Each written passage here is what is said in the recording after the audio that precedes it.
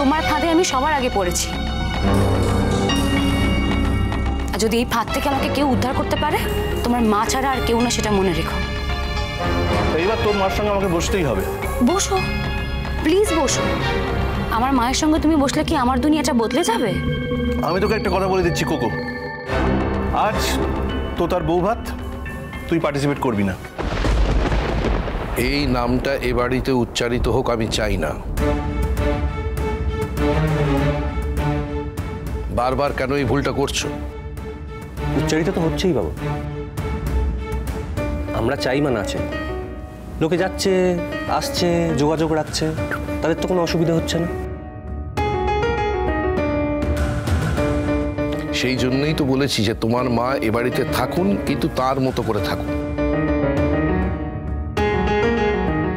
কারণ ওর সঙ্গে থাকলেই উনি এই নামগুলো উচ্চারণ করবেন এবং সেটা সহ্য করতে পারবো না। সেই কারণে উনি ওনার মতো থাকুন, তার মধ্যে আমাদের না এলেই হলো।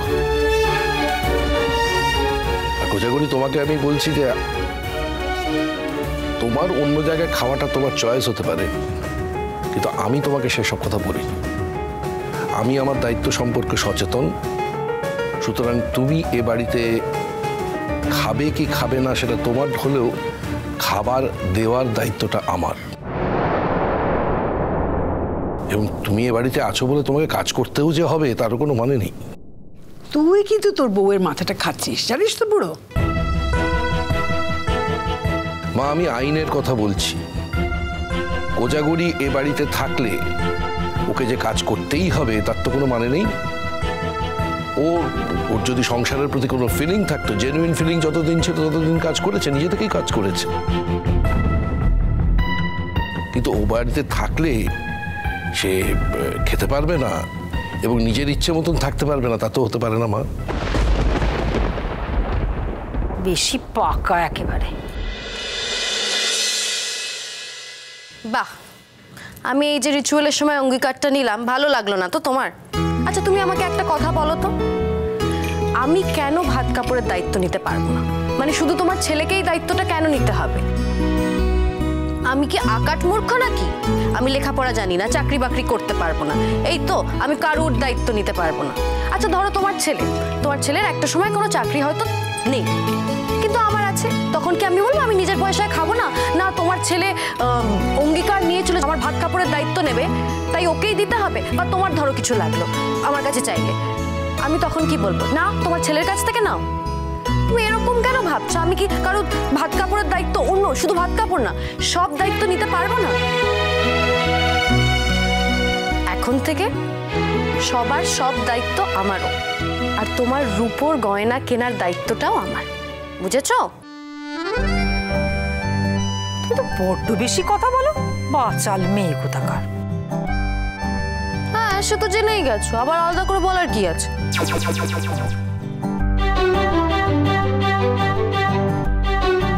তোমার বউ তো খুব ভালো হয়েছে, মনটা একেবারে সোনার মতো।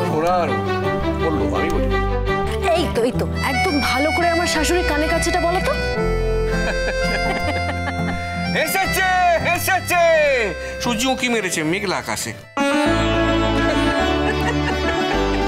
মা বলছি, ভাত কাপড়ের অনুষ্ঠান তো হয়ে গেছে? না না, অনুষ্ঠান এখনো শেষ হয়নি। প্রণাম করতে হবে তো, বড়দের প্রণাম করবে, তবে সবার আগে বরকে প্রণাম করতে হবে। হ্যাঁ, আসমান আশীর্বাদ করো। আশীর্বাদ? তুমি আমার থেকে কতটা বড় যে তোমার থেকে আমাকে আশীর্বাদ নিতে হবে? মানে যথেষ্ট বড় হয়েছি আমি, প্রণাম নেওয়ার মতো বড় তো হয়েছি। কি বল?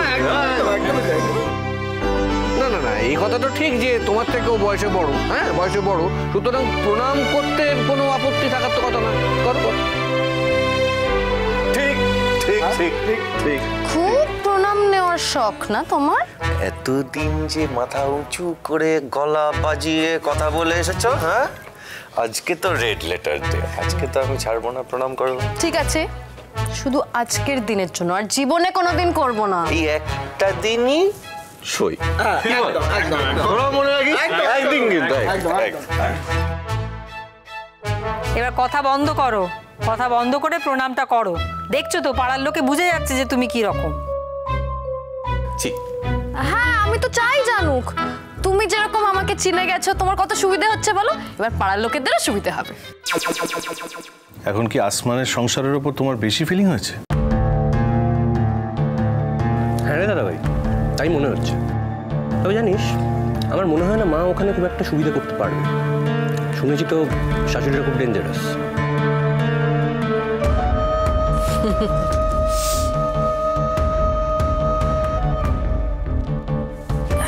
তোর মাও তো খুব ডেঞ্জারাস রে।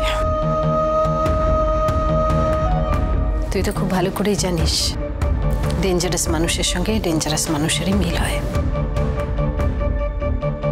সুতরাং ওর শাশুড়ির সঙ্গে আমার কোনো অসুবিধা হবে না।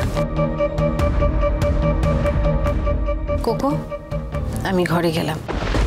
একই সময়ে একই বাড়িতে আমরা সবাই খাবো, আর তুমি খাবে না।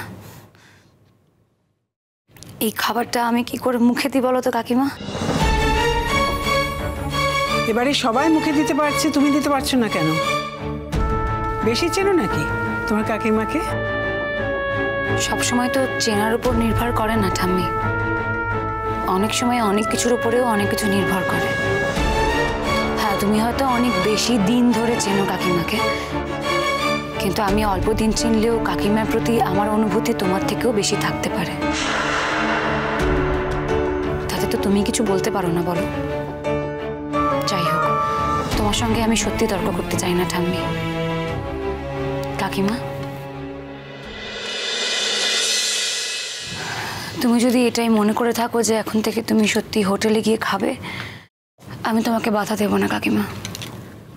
কারণ আমি দেখতে পাচ্ছি তুমি কতটা অসম্মানের মধ্যে দিয়ে যাচ্ছ, কতটা অপমানের মধ্যে দিয়ে যাচ্ছ। তুই শুধু এটাই দেখছিস, আর আমরা যে কত বড় অসম্মানের মধ্যে দিয়ে যাচ্ছি সেটা তুই বোঝার চেষ্টাও করছিস না। এটা অসম্মান নয় কাকু, কথাটা বলছি কিছু মনে করো না। আসলে তোমাদের ইগো হার্ট হচ্ছে, সেজন্য তোমরা এটা করছো। কাকিমাকে লিটারালি এখানে অপমান করা হচ্ছে কাকু, লিটারালি অসম্মান করা হচ্ছে। সরাসরি ভাবে তুমি না করলেও তোমার দুই ছেলে তো ডেফিনেটলি করছে। থাক থাক, অনেক বকবক করেছিস, এবার থাম। তোকে এত আমাদের নিয়ে কথা বলতে হবে না, এত জাজমেন্টাল তোকে হতে হবে না আমাদের নিয়ে। আমি কারোর প্রতি জাজমেন্টাল হতে চাই না, তাই কাকিমার প্রতিও জাজমেন্টাল আমি হচ্ছি না। আমি বিশ্বাস করি যেটা ভালো হবে কাকিমা সেটাই করবে।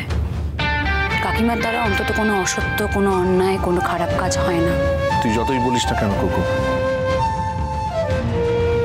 আজ তুই ওই বাড়িতে যাবি না।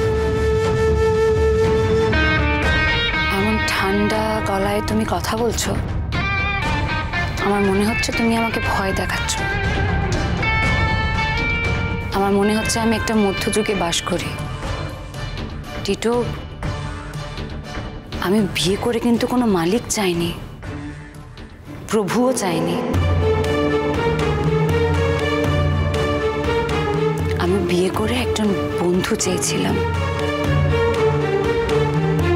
আমাদের সম্পর্কের মধ্যে যদি সেই বন্ধুত্বটাই না থাকে, যদি বন্ধুত্বটাই মিসিং হয়ে যায়, তাহলে সেই বিয়েটা যত অল্প দিনেরই হোক না কেন, সেটা ভেঙে যেতে কিন্তু আমার খুব বেশি সময় লাগবে না।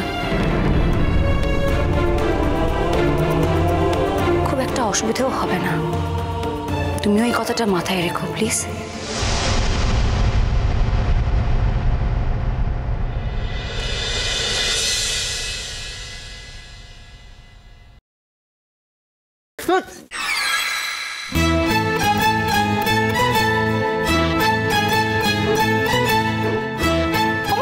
কি হলো, কি হলো?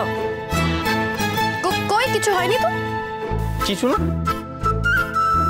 না না আসমান, তুই এরকম লাফালি কেন? না কিছু হয়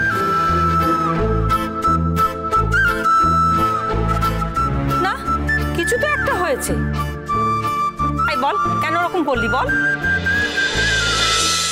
জল থই থই জল থই থই ভালোবাসা